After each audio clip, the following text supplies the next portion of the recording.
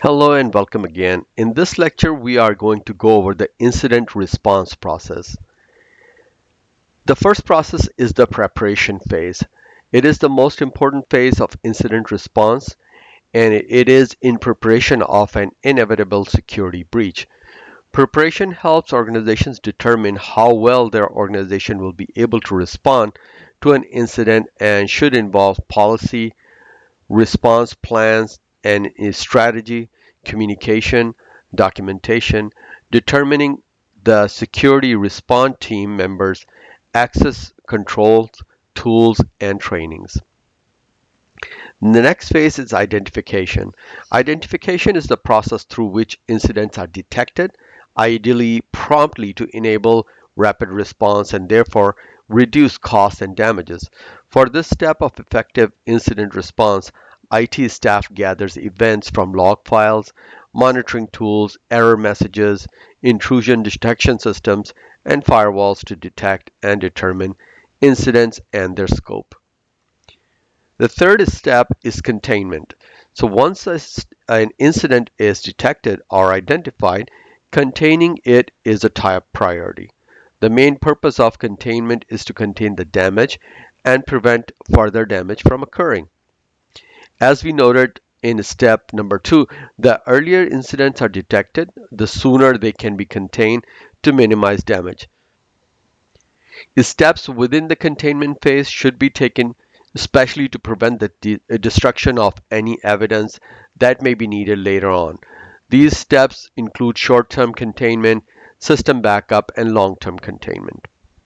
The next step is eradication. Eradication is the phase of effective incident response that entails removing the threat and restoring affected systems to their previous state, ideally while minimizing data loss. Ensuring that the proper steps have been taken to this point, including measures that not only remove the malicious content but also ensure that the affected systems are completely clean and are the main actions associated with their eradication. Next one is recovery. Testing, monitoring, and validating systems while putting them back into production in order to verify that they are not reinfected or compromised are the main tasks associated with this step of incident response. This phase also includes decision making in terms of the time and date to restore operations, testing and verifying the compromised systems, monitoring for the abnormal behaviors, and using tools for testing, monitoring, and validating system behavior. And last but not the least is the step of lessons learned. Lessons learned is a critical phase of incident response because it helps to educate and improve further incident response efforts. This is the step that involves organizations the opportunity that gives the organizations the opportunity to update their incident response plans with information that may have been missed during the incident, plus complete documentation to provide information for further incidents.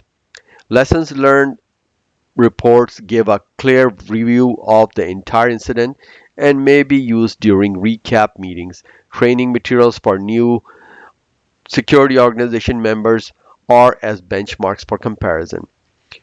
Proper preparation and planning are the key to effective incident response.